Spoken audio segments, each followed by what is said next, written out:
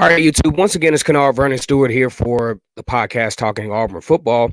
We're here to do the prediction show for the Auburn versus Sanford game in the wake of Auburn's 21-14 loss to Georgia on last week. Give it a chance. I know some of you guys at work and some of you guys are probably preoccupied at the moment. If you're not able to catch the show now, you can catch it a little bit later on, especially once you get off on YouTube, or this thing is actually streaming live on Facebook as well. Really thankful for the Auburn fan base. Just really tumultuous time, especially for the Auburn fan base, as the Auburn definitely at a crossroad with Gus Malzahn, trying to figure out where the offense goes from here, what the future looks like for Auburn, and will Gus Malzahn actually take the job at Arkansas?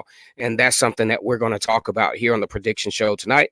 Well, this morning, I'm sorry, I'm so used to doing these things at night. I said tonight, but either way, this morning, as Gus Malzahn, for example, is definitely at a coaching crossroad.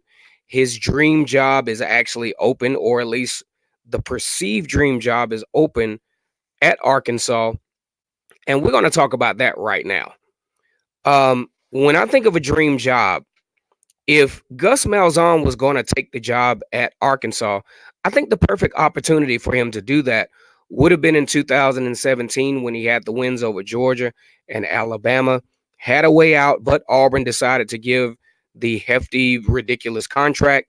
He decides to stay. Now, when you look at Arkansas's program as it is now, it is a complete dumpster fire. If it were me, and if I were Gus Malzahn, what's going on, War Eagle? If I were Gus Malzahn, Auburn would absolutely have to fire me.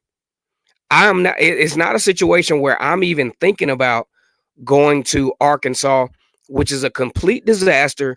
Which he is not going to be successful there. Nobody on his coaching staff is going to be willing to go with him up to that dumpster fire. Because just look at it. I was looking at the recruiting class for Arkansas going into the 2020 recruiting class. You're talking about a 116th ranked recruiting class. What can you do with that? Why would you leave Auburn, who's projected to have a top 10 recruiting class, having all the tools that you need in place? Why would you go to Arkansas? I get it. It's your dream job and you're an Arkansas guy, but you got to look at this from a career standpoint. I mean, if you're going to take a job at Arkansas, you might as well just cut your loss and say, like I said, Auburn would have to fire me, because I'm not leaving a job where I don't give a damn what the fan base says. I'm not leaving a job where I got a 8 ranked recruiting class looming. I'm starting to get all the tools that I need in place to be successful. No freaking way am I going to Arkansas, of all places. It absolutely makes no sense unless you approach this thing the same way that Gus Malzahn approaches his play calling at times, which can be mindless, which can be absolutely ridiculous. And I do apologize, guys. I am losing my voice, but I did want to do a live stream for you all today. But no way am I leaving Auburn voluntarily to take on a job at Arkansas. Let me know what y'all think about this. I think it's ridiculous. I know a good portion of the Auburn fan base, or the subculture of the Auburn fan base, just are not big fans of Gus Malzahn. But if I'm Gus, I'm not leaving. If I do leave, I'm not going to Arkansas. I'm just not doing it. 116th ranked recruiting class, not enough. I'm not trying to do that kind of work. Gus Malzahn already walked into Auburn, coming off of one of the worst seasons and turning the program around. I think, in a way, Gus Malzahn was a little bit too successful too early and is now trying to play catch up as far as what got him there. Recruiting has been absolutely abysmal at Auburn for a little while. And a lot of folks are not acknowledging that. They're saying, well, Auburn has had some good recruiting classes. Statistically, maybe, yeah. But he won't be a Hall of Fame Auburn coach. If he doesn't have it, I think he's gone. No, he wasn't going to Arkansas in 2017. He just used leverage. I think he's going to leave in 2021 because why? Why would he leave? It's a good recruiting class. If he can hang on to everybody, if he doesn't win a national championship at Auburn, he won't be a Hall of Fame Auburn coach. I mean, that's a possibility. You know, um, I don't know how many Auburn coaches have won a national championship. Two of them. One of them is actually an analyst for the ACC network. So I don't know about all that, but either way, I just don't see why Gus Malzahn would voluntarily leave Auburn to go to a dumpster fire like Arkansas. I mean, for me, it just wouldn't make sense. You got a great coaching staff at Auburn on the defensive side of the football field. You talk about Kevin Steele, Travis Williams, Rodney Garner, Wesley McGriff. I mean, those guys are really setting the stage for a great defense moving forward. And of course, you got a favorable schedule in 2020 with, you don't have to worry about playing Oregon the first game of the season. You have Alcorn State out of, I think, Lorman, Mississippi, FCS school that competes in the SWAC conference. Then the next week you have the, game against North Carolina. Very favorable schedule to where Auburn could be set up to be undefeated going into the Georgia game, which is somewhat mid-season, to have your first showdown there. And then the SEC will be decided. I mean, the SEC West will be decided in the last 2 weeks of the season. So a much more favorite situation. He gonna have to pay if he. Yeah, why would you leave? I just don't think it makes sense to leave. And you intimidating Auburn fans, I'm telling you, you guys get on social media and you all blast everybody. And that ain't enough for me to leave. You know what I'm saying? It's just not enough for me to leave. I think Gus Malzahn, how do you, okay. When I think about dumpster fires and I think about justifications for firing coaches, I think about coaches like Chad Morris. The guys straight up quit on Chad Morris there. You know what I'm saying? Like, they didn't want to, they clearly showed that they didn't want to play. But Auburn, these guys do not quit on Gus.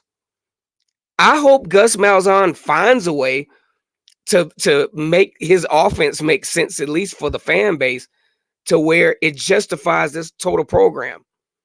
You think I'm leaving Willie Taggart at Florida State, one of the best fan bases in college football?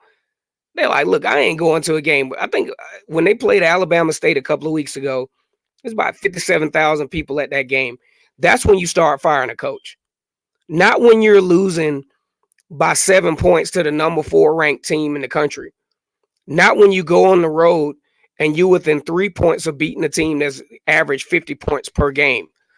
You know what I'm saying? I get it. What's going on, Terry Hammond? I get it. You're frustrated with Gus Malzahn. You're frustrated with the program. But the new web commit, I've been looking for video on this dude, man. I haven't found. I'm gonna have to go check it out. Hey, if you could, Blake Roberts, can you send the link to Shale Garnett? I think that's how you pronounce his name. I hear the kid is pretty good. So if I'm Gus, I'm not leaving. Y'all gonna have to run me off. Dude committed $2 million to the facility. You know what I'm saying? So I don't know if I'm Gus, I'm leaving voluntarily to go to Arkansas. Hell, he can come over here with me to Vernon Speak Sports and we'll talk about football over here before I go to Arkansas. Not happening. He's a good one, like Radio said in the movie, but Gus gonna have to change some stuff up. Well, that's true. But at the same time, a lot of people accuse me of Gus sunshine pumping and all that other craziness. I'm not sunshine pumping nobody. I watch the game like y'all do. Gus called a okay game. I think he made some, logistical errors, especially with that inexplicable timeout. But as far as calling the game, I think he put the team in a okay position to be successful. field position. Now, I want y'all to go back and look at that game. Georgia, I think whoever the punter was for Georgia, he should have been the player of the game because he kept Auburn in, I'm talking about adverse field position the whole game. As much as I dislike Gary Danielson, he noted that if Auburn could ever get some decent field position, then they could start to open some things up, which they started to do. But I think a situation was where, Auburn started to get the offense going and true freshman quarterback. This is technique. This is coaching. He's got to protect the football. If you're going to run interior like that, you got to protect the football. Bo Nix fumbles the football, ends a very promising drive, but Auburn still had some other opportunities even after that. I say, I think let's put this up here. And you know what? I'm gonna have to get me some glasses. I can't even see y'all's comments, man. All right, so I think he would be a good coach if he abandons this. I mean, yeah, because what happens is when you have this offensive guru type status, or you have this egotistical approach to the game, sometimes you're not willing to listen, and sometimes you're not willing to make the proper changes needed to be successful. And I think that's where Gus Malzahn is at. He's going to have to understand that, look, yeah, I might have been an offensive guru, and my offense is not necessarily outdated. Big shout out to Kenneth Sims, I think, that said that yesterday. But I got to make the changes necessary for me to be successful. And how do I do that? First of all, I got to humble myself and understand that I don't know everything. And plus, I don't have all the tools in my pocket to make this thing happen from a support standpoint. No, no disrespect to Cody Burns and Kenny Dillingham, but man, it's time to it's time to roll the dice on this thing. It's time to pull a Alabama, pull a Ed Orgeron and bring in Brady in there and getting this passing game, to another level that Auburn can be successful. Now, here's the good news. The defense, contrary to what a lot of you guys may believe, the defense is set. Those jokers are going to reload next year. Yeah, we losing Derek Brown and Marlon Davidson, but you got some really talented guys coming up. And one of the reasons why I think Marlon Davidson and Derek Brown have upped their draft stock is because these reserve guys coming in and giving them an opportunity to show how diverse they are and making them a little bit more money. A lot of folks may think, well, it was a waste. A championship defense. No, these guys are about to make some money. You're about to have Marlon Davidson, Derek Brown, Jeremiah Denson, and Daniel Thomas. They declare for the draft. They're being drafted up right. It's not going to be a situation where they have to go into the, have the scout day and all this other stuff. They're starting to set a trend to where Auburn is going to get some guys legitimately drafted here in this next NFL scouting class. Now, I was reluctant to do this live stream because I'm losing my voice, but man, I could not go another day without live streaming with my Auburn Tigers. Go ahead and give me a thumbs up if you're here. And if you're playing hooky from work, because it is 10:23. I know some of you guys are playing hooky from work. I'm not trying to get nobody fired or wrote up. Also heard that if Gus gets fired, we're going to get PJ Fleck. The only issue I have with those types of hires is what kind of connections do you have recruiting wise in the South? He's up in Minnesota. We shall see. I don't think it's a good idea, personally, because the core is in place for Auburn. Gus Malzahn's just got to figure his offense out. But as far as the core for building a long-term successful program, number 8 recruiting class, probably going to get a few more guys.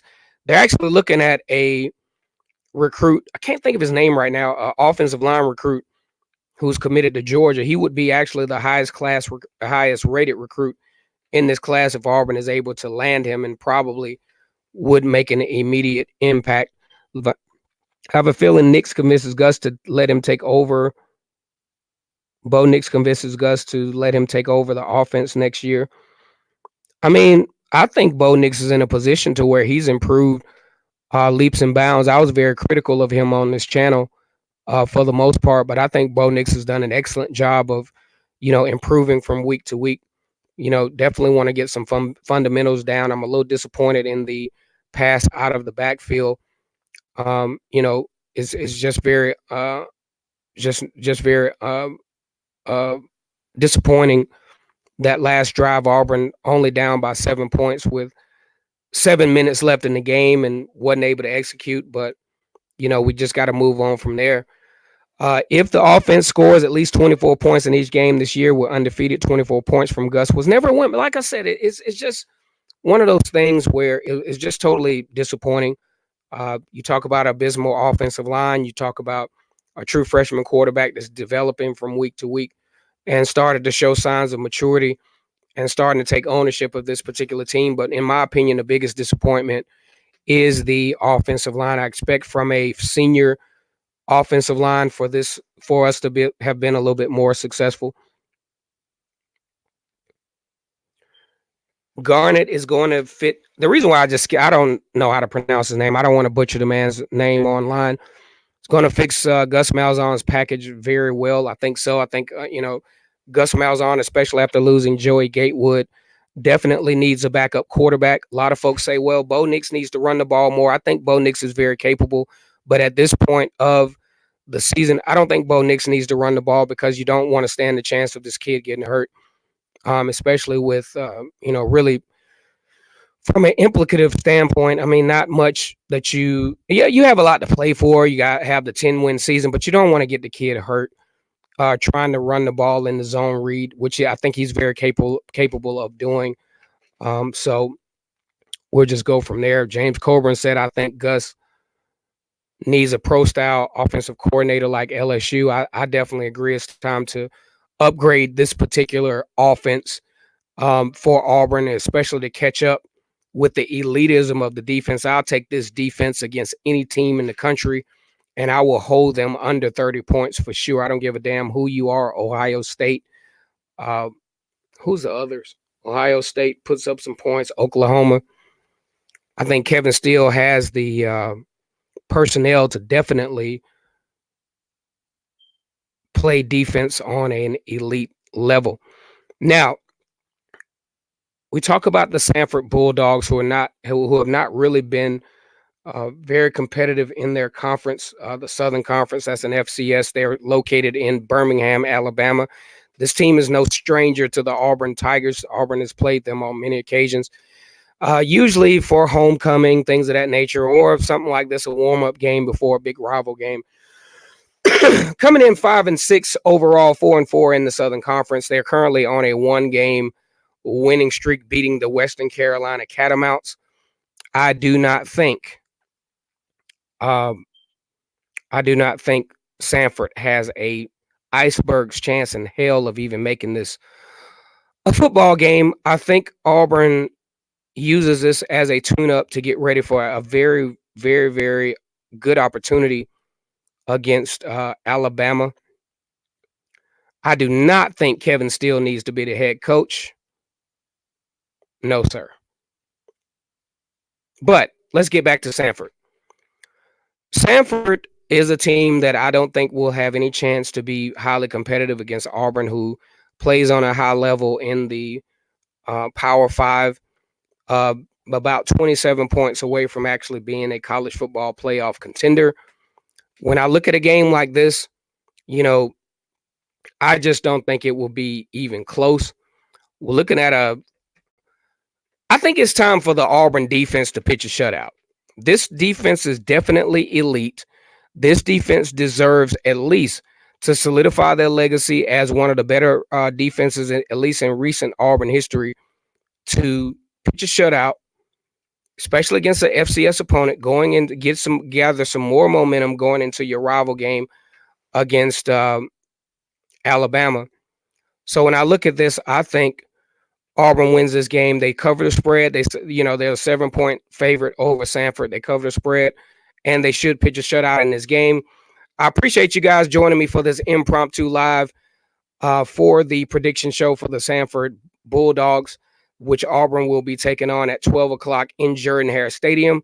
I really appreciate all of you all's support, and I thank you all for playing hooky and at the risk of getting written up or put on a performance plan or at worst, getting fired. Tuning in here to Vernon Speak Sports in the middle of the workday. And as always, it's great to be an Auburn Tiger, War Eagle.